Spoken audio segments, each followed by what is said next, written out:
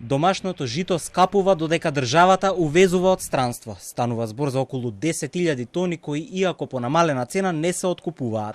Од Националната федерација на фармери побараа забрана за увоз на пченица, за да може да се откупи нашата.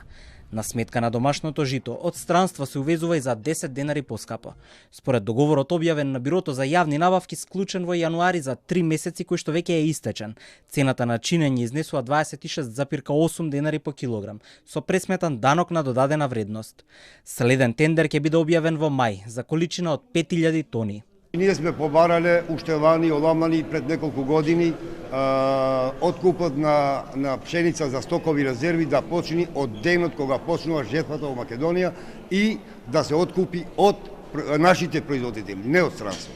Затоа што после, ако е кај нас 19, имам некои информации дека е донесена некоја пшеница по 28 денари за државни стокови резерви.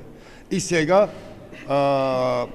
Директоријатот на стокови резерви ќе почне да дава на млинарите по една ниска цена и тука ни паѓа и цената за нашата житва. Бараме помош од Министерството, тоа значи да се забрани увоз на пшеница, да може да се откупи нашата пшеница. Од каде и колку се увезува нема конкретни информации. Македонија најмногу работи со Србија, но може би се увезува пченица и од Украина, коментираат земјоделците.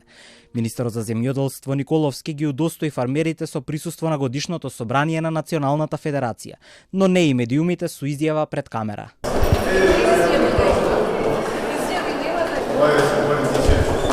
Од Царина во одговор за Тел ме информираат дека во оваа и во изминатата година најмногу увоз на пченица има од соседството. Во 2022 и 2023 година најмногу увоз на пченица во Република Северна Македонија има од Република Србија. Во последните 3 месеци најмногу увоз на пченица има од Република Србија, со вкупна количина од 13.371 тон. Мемет Синани од Федерацијата на фармери ги анализира и цените на производите кои се пласираат на пазарот.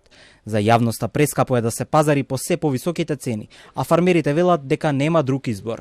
Имаше некои изјави, земјоделските производи биле многу скапи. Земјоделските производи не се скапи. На земјоделецот му се зема да не може да ги покрие своите трошкови.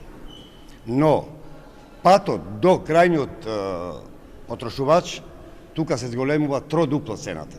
Ако е 50 денари откупен партиџанот, ќе стигне до 120 до 150 денари на тезга. Земјоделците алармираат и дека ниту половина од авансот за субвенции не им е исплатен, иако годинава беше промовиран новиот модел на субвенционирање.